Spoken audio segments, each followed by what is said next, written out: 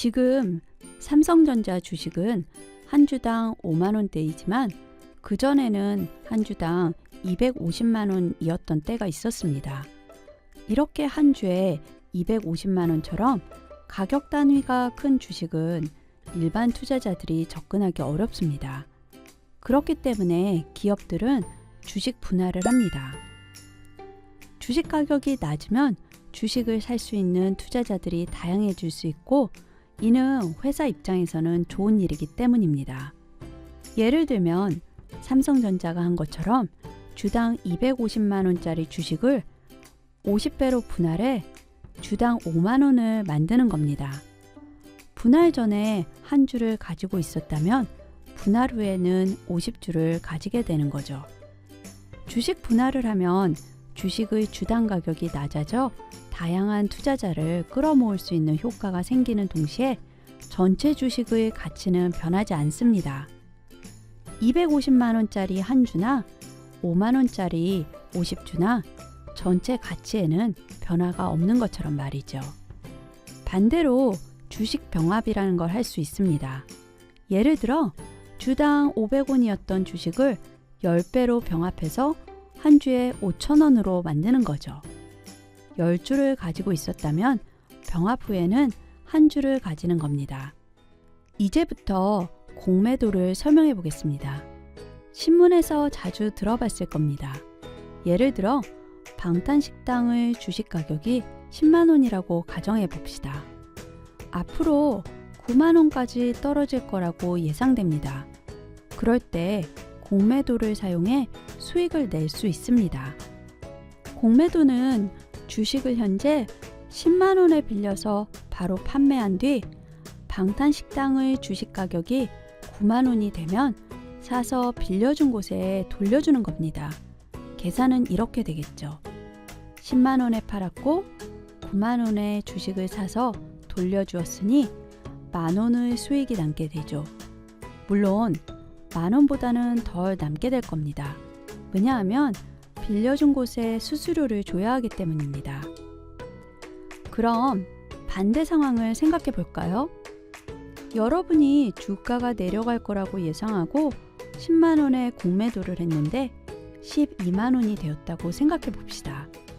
수수료를 제외하더라도 2만 원의 손실을 보게 되겠죠.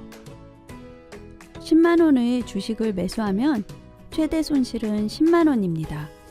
하지만 공매도를 하면 주식의 가격이 어디까지 올라갈지 모르기 때문에 공매도의 최대 손실은 무한대가 됩니다. 그렇기 때문에 경험이 부족한 투자자들에게 공매도는 적절하지 않은 투자 방법입니다. 가지고 있는 돈보다 투자금을 늘려보고 싶을 때는 어떻게 해야 할까요? 이럴 때 증권사의 신용거래 계좌를 만들면 돈을 빌려서 투자할 수 있습니다.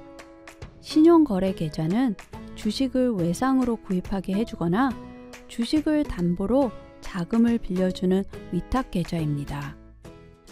만약 100만 원을 가지고 10%의 수익률을 냈다면 10만 원의 수익이 생깁니다. 이제 여러분들이 가진 돈 100만 원에 100만 원을 빌려서 투자한다면 100만 원의 10%인 10만 원이 아니라 200만 원의 10%인 20만 원의 수익을 올릴 수 있습니다. 물론 빌린 돈 100만 원에 대해선 나중에 이자를 포함해서 돌려줘야 합니다.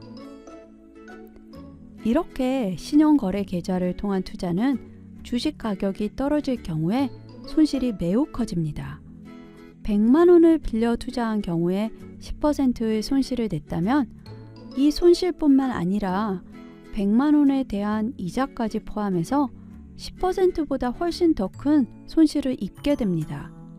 만약 여러분의 돈으로만 투자했다면 10%의 손실만 입었을 텐데 말이죠. 만약 신용거래 계좌를 통해 구매한 주식 가격이 엄청 떨어졌다면 증권사에서 신용거래 계좌에 돈을 더 넣으라고 연락이 올 겁니다. 이때 돈을 넣지 않으면 증권사는 여러분의 동의를 구하지 않고 주식을 팔 수 있습니다. 이렇듯 증권사에서 돈을 더 입금하라고 하는 상황을 마진콜이라고 합니다. 증권사에서 마진콜을 할 수 있는 경우는 법으로 명확히 규정되어 있습니다. 돈을 빌려 주식 투자를 할 때는 다른 대출과 마찬가지로 최대로 빌릴 수 있는 금액이 정해져 있습니다.